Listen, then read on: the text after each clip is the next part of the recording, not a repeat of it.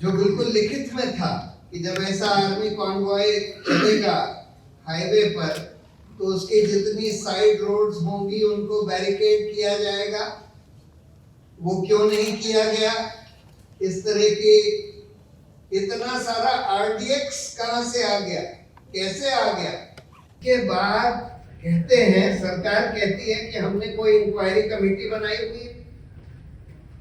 इतने साल हो गए, 5 साल हो गए, 4.5 साल हो गए, उसकी आज तक किसी को रिपोर्ट पता ही नहीं है कि रिपोर्ट आई नहीं आई, क्या आई, किसको जवाबदेह ठहराया गया। इतने सारे intelligence alert, standard operating procedure को इग्नोर करने के लिए किसी को जवाबदेह नहीं ठहराया गया। और ये सुना है कि उन ऑफिसर्स को जिनको जवाबदेह ठहराकर जिनको पनिशमेंट मिलना चाहिए था उनका प्रमोशन कर दिया गया। तो फिर बहुत बड़ा सवाल ये उठता है कि ये लापरवाही से हुआ या करवाया गया? पुलवामा लापरवाही से हुआ या करवाया गया? और ये एक बहुत बड़ा सवाल है। और अगर लापरवाही से हुआ तो जो लोग लापरवाही के लिए जिम्मेदार थे उनको पकड़ा क्यों नहीं गया? इससे तो ये सब समझ में आ रहा है कि शायद करवाया गया। और अगर करवाया गया तो इससे भयंकर चीज कोई हो ही नहीं सकती। और इसका एक प्रमाण इससे भी मिलता है कि जैसे ही पुलवामा हुआ, इनके गोदी मीडिया के एंकर खुशी से उछल रहे थे कि we have won like crazy. मतलब 40 जवान शहीद हो गए और मीडिया के एंकर खुशी से उछल रहे हैं कि we have won like crazy. और इसलिए ये बात इतनी अहम है क्योंकि आज जो मेरे पास सूचना आ रही है, और एक सोर्स से नहीं कई सोर्सेस से आ रही है और क्रेडिबल सोर्सेस से आ रही है, यह पुलवामा 2 और बालाकोट 2 की तैयारी चल रही है। और क्या तैयारी चल रही है? जो मुझे सुनने में मिला है, मैं उसको ऑथेंटिकेट नहीं कर सकता, ना ही ये बता सकता हूं कि किन लोगों ने मुझे बताया है कि पुलवामा 2 जो होगा वो अयोध्या मंदिर पर कोई अटैक होगा जो कि जैश ए मोहम्मद या अल-कायदा द्वारा होगा या करवाया जाएगा। और बालाकोट 2 जो होगा वो पाकिस्तान ऑक्यूपाइड कश्मीर में इंकर्जन यानी कि ग्राउंड मूवमेंट। सिर्फ अब की बार बमबारी नहीं, अब की बार जो सुनने में आ रहा है और मल्टीपल सोर्सेस से सुनने में आ रहा है कि अब की बार थोड़े से ग्राउंड ट्रूप्स भी भेजे जाएंगे। इसलिए नहीं भेजे जाएंगे कि हम पाकिस्तान ऑक्यूपाइड कश्मीर पर कब्जा कर लें, लेकिन ये दिखाने के लिए, जैसे बालाकोट में इन्होंने दिखाने की कोशिश करी कि भाई हमने पाकिस्तान के ऊपर बम गिरा दिए। बम से कुछ हुआ हो ना हुआ हो, बम कहां गिरे कुछ किसी को पता नहीं, लेकिन बम गिरा दिए और उसके आधार पर चुनाव बिल्कुल 2019 का पलट गया। जहां पुलवामा बालाकोट के पहले ये सब लोग मान रहे थे कि अब की बार इनकी मेजॉरिटी नहीं आने वाली, पुलवामा बालाकोट से सब कुछ पलट गया।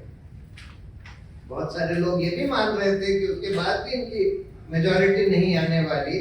आज तो खैर हिंदू के अखबार में एक बहुत बड़ा लेख आया है कि जहां जहां बहुत क्लोज कॉन्टेस्ट था, यानी कुछ 100 का मार्जिन था, वहां करीब करीब सारे इलेक्शंस में भाजपा जीत जाती है, और खासकर वो भाजपा रूल्ड स्टेट्स में। तो ये कैसे हो गया कि जहां इतना क्लोज इलेक्शन हुआ सभी में भाजपा जीतती? तो ईवीएम में कुछ हुआ, कुछ और मैनिपुलेशन हुआ, ये हम नहीं कह सकते। लेकिन खैर अगर हम ये भी मान लें कि पुलवामा बालाकोट से इलेक्शन पलट गया, तो आज इसकी बहुत बड़ी आशंका है। और यही बात सत्यपाल मलिक जी ने हाल में एक इंटरव्यू में बोली, ये लोग चुनाव जीतने के लिए कुछ भी करवा सकते हैं। ये बात बिल्कुल सही है। जो प्रधानमंत्री 3 घंटे तक पुलवामा जैसे हमले के बारे में कुछ नहीं बोलता, जो प्रधानमंत्री 3 महीने तक मणिपुर के बारे में कुछ नहीं बोलता,